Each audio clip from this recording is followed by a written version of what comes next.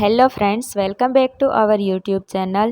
Friends, આ વિડીયોની અંદર આપણે ધોરણ 12 કમ્પ્યુટરનું મોડેલ પેપર જોશું કે જે આવનારી બોર્ડની પરીક્ષામાં પણ તમને ખૂબ જ ઉપયોગી થશે અને હમણાં જે ફર્સ્ટ સેમેસ્ટરની એક્ઝામ લેવાની છે એમાં પણ ખૂબ જ ઉપયોગી થશે.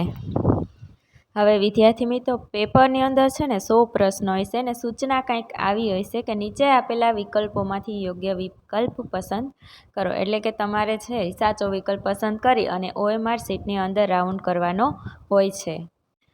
હવે આપણે બધા જાણીએ છીએ એ રીતના કે આપણા પેપરની અંદર છે, કોમ્પ્યુટરના પેપરની અંદર 100 માર્કના પ્રશ્નો હોય છે અને 100 માર્કના પ્રશ્નો ફરજિયાત છે એ આપણે એટેમ્પ કરવાના હોય છે અને દરેક પ્રશ્નનો 1 ગુણ આપેલો હોય છે. ફર્સ્ટ ક્વેશ્ચન જોઈએ કે મેનુમાં દર્શાવવામાં આવનાર કિંમતો ઉમેરવા માટે કયા ઘટકનો ઉપયોગ કરવામાં આવે છે? Option A input, option B select, option C text area, option D option. હવે અહીંયા આગળ ક્વેશ્ચન એવો પૂછેલો છે કે મેનુની અંદર તમારે કિંમત દર્શાવવી હોય તો કયા ઘટકનો ઉપયોગ કરવામાં આવે છે. ફર્સ્ટ ઓફ ઓલ વિદ્યાર્થી મિત્રો, એ વસ્તુ યાદ રાખજો કે ફોર્મની અંદર તમારે જો ડ્રોપડાઉન યાદી બનાવવી હોય, એટલે કે મેનુની રચના કરવી હોય તો એના માટેના 2 ટેગ છે, 2 ઘટક છે, રાઈટ? સિલેક્ટ અને ઓપ્શન. તો તમારે જો મેનુ બનાવવું હોય ને, ડ્રોપડાઉન યાદી બનાવવી હોય ને, તો એના માટે યાદ રાખજો સિલેક્ટ ટેગનો ઉપયોગ થાય. કોનો ઉપયોગ થાય? Select tag. હવે એકવાર ડ્રોપડાઉન યાદી તો બની જાય, રાઈટ? એવું મેનુની રચના થઈ જાય, પણ મેનુની અંદર આપણે હોટલમાં જમવા જઈએ એમ ઘણા બધા નામ હોય ને મેનુમાં, તો સેમ વે અહીંયા આપણે ડ્રોપડાઉન મેનુની અંદર છે એ કઈ કિંમત તમારે દર્શાવવીને એના માટે કોનો ઉપયોગ થાય? તો આપણો સાચો આન્સર આવશે ઓપ્શન ડી કે ઓપ્શન ટેગનો ઉપયોગ કરવામાં આવે છે. એટલે સિલેક્ટ અને ઓપ્શન આ 2 ઘટક છે, રાઈટ? એમાં કન્ફ્યુઝ ના થતા. સિલેક્ટ છે યાદ રાખજો, ફોર્મમાં ડ્રોપડાઉન યાદી બનાવવા માટે વપરાય છે. ઓપ્શન ટેગ તો કે ફોર્મની અંદર જે ડ્રોપડાઉન યાદી આપણે સિલેક્ટ ટેગથી બનાવીએ છીએ એની અંદર કિંમત ઉમેરવા માટે વપરાય છે. સેકન્ડ ક્વેશ્ચન, દસ્તાવેજને કેવી રીતે દર્શાવવો તેની વિગતોને શું કહે છે? Option A web page, option B style, option C form, option D JavaScript. હવે દસ્તાવેજ મીન્સ કે તમે કોઈ વેબસાઇટ બનાવો છો, એ વેબસાઇટને તમારે જે સામે યુઝર છે એને કઈ રીતના પ્રદર્શિત કરવી, કઈ રીતના દેખાડવી, રાઈટ? તો એના માટે કોનો ઉપયોગ કરવામાં આવે છે? તો આપણો સાચો આન્સર આવશે ઓપ્શન બી સ્ટાઇલ. કે દસ્તાવેજની અંદર તમે જે તે ઘટકનો ઉપયોગ કરો છો, રાઈટ? સિલેક્ટ ટેગથી ડ્રોપડાઉન મેનુ બનાવતા હોય અથવા તો લેબલ લઈને તમને નામ રાખેલું હોય, કોઈ પણ વેલ્યુ તમે જે રાખો છો દસ્તાવેજની અંદર, એ સ્ક્રીન ઉપર એનો દેખાવ કેવો નક્કી કરવો ને તમારે, એ કોણ નક્કી કરશે? તો કે સ્ટાઇલ નક્કી કરશે. થર્ડ ક્વેશ્ચન, વિશિષ્ટ હેતુ માટે પરસ્પર જોડાયેલા વેબ પેજના સમૂહને શું કહે છે? Option A website, option B form, option C document, option D application. હવે યાદ રાખજો વિદ્યાર્થી મિત્રો કે તમે કોઈ પણ હેતુ માટે છે એ કોઈ પણ વેબસાઇટ બનાવો છો, રાઈટ? તમે મોલ છે તમારો ઘરનો, મોલમાં કઈ વસ્તુ રાખો છો એ તમે ઓનલાઈન પણ વેચવા માગો છો, એના માટે તમે વેબસાઇટ બનાવડાવો છો, રાઈટ? તો વેબસાઇટની અંદર ઘણા બધા વેબ પેજ હોય, એક પ્રોડક્ટના એક પેજ તમે બનાવી શકો છો. તો આ ઘણા બધા વેબ પેજનો સમૂહ હોય ને એને આપણે વેબસાઇટ કહેવામાં આવે છે. એટલે આપણો સાચો આન્સર આવશે option A website. Question number 4, ઇન્ટરનેટનો ઉપયોગ કરી ઉત્પાદનનું ખરીદ વેચાણ અને માહિતી પૂરી પાડવાના કાર્યને શું કહે છે? Option A E network, option B E commerce, option C E computer, option D M commerce. હવે અહીંયા આગળ યાદ રાખજો કે તમારે કોનો ઉપયોગ કરી અને ઉત્પાદનનું ખરીદ વેચાણ કરવાનું છે? તો કે ઇન્ટરનેટનો ઉપયોગ કરીને. તો આપણો સાચો આન્સર આવશે ઓપ્શન બી ઈ કોમર્સ, એટલે કે ઇલેક્ટ્રોનિક કોમર્સ.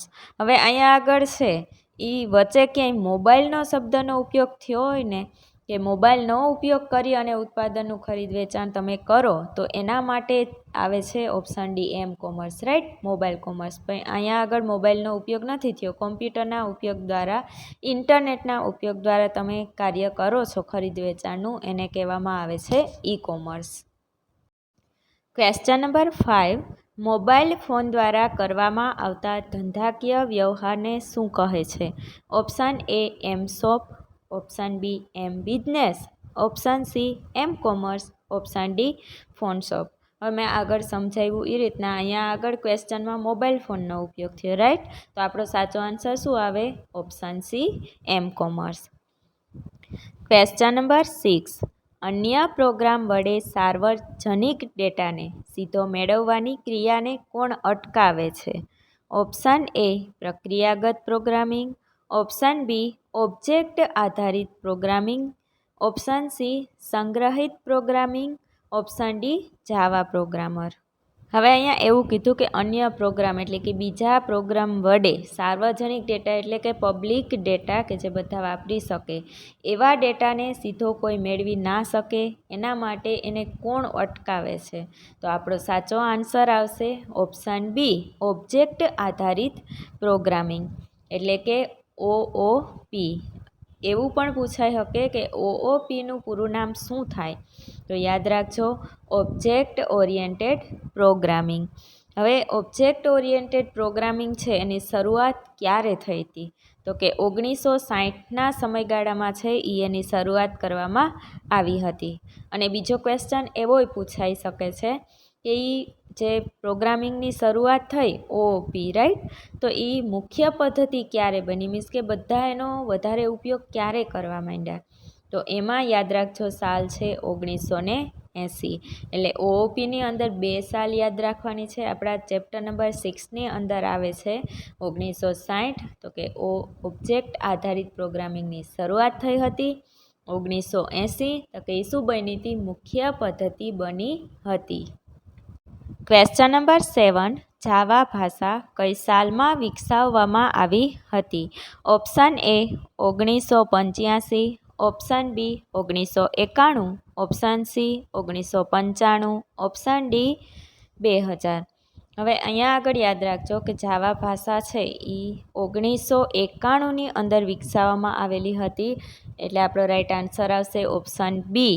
અને કોના દ્વારા વિકસાવવામાં આવેલી હતી એવો ક્વેશ્ચન પૂછાય તો યાદ રાખજો સન માઇક્રો સિસ્ટમ્સ દ્વારા વિકસાવવામાં આવેલી હતી. કોના દ્વારા? સન માઇક્રો સિસ્ટમ દ્વારા. ક્યારે? તો કે 1991ની અંદર. ક્વેશ્ચન નંબર 8, ઓબ્જેક્ટ આધારિત પ્રોગ્રામિંગના પાયાના એકમો કોણ છે? ઓપ્શન એ ઓબ્જેક્ટ અને ક્લાસ, ઓપ્શન બી ઓબ્જેક્ટ અને મેથડ, ઓપ્શન સી ક્લાસ અને ડેટા, ઓપ્શન ડી ક્લાસ અને એટ્રીબ્યુટ. હવે યાદ રાખજો ઓબ્જેક્ટ આધારિત પ્રોગ્રામિંગ એટલે કે OOPની અંદર પાયાના એકમો છે એ આપણો સાચો આન્સર આવશે ઓપ્શન એ ઓબ્જેક્ટ અને ક્લાસ છે, પાયાના એકમ છે, રાઈટ. આ બે. હવે ક્લાસ કોને કહેવાય? ફોર એક્ઝામ્પલ લઈએ, આપણે એક ક્લાસની અંદર બેઠા છીએ, રાઈટ. આપણે સ્કૂલમાં જતા હોય તો ક્લાસની અંદર બેઠા હોય તો ક્લાસ તો આપણને સમજાઈ જાય કે એક પ્રકારનો ઓરડો છે જેને આપણે ક્લાસ કહીએ છીએ, રાઈટ. હવે ક્લાસની અંદર છે ઘણા બધા વસ્તુ હોય, વ્યક્તિ હોય, તો એ બધાને ઓબ્જેક્ટ કહેવાય. શું કહેવાય? OOPની અંદર આ બધી વસ્તુ, વ્યક્તિ હોય એને ઓબ્જેક્ટ કહેવામાં આવે છે. હવે એક વ્યક્તિ તો ઓબ્જેક્ટ થયો, ટેબલ પડ્યું છે ટેબલ ઓબ્જેક્ટ થયો, ક્લાસમાં સ્માર્ટ બોર્ડ છે તો એ સ્માર્ટ બોર્ડ પણ ઓબ્જેક્ટ થયો. તો સમજાઈ ગયું, ક્લાસ અને ઓબ્જેક્ટ એ OOPના પાયાના એકમ છે.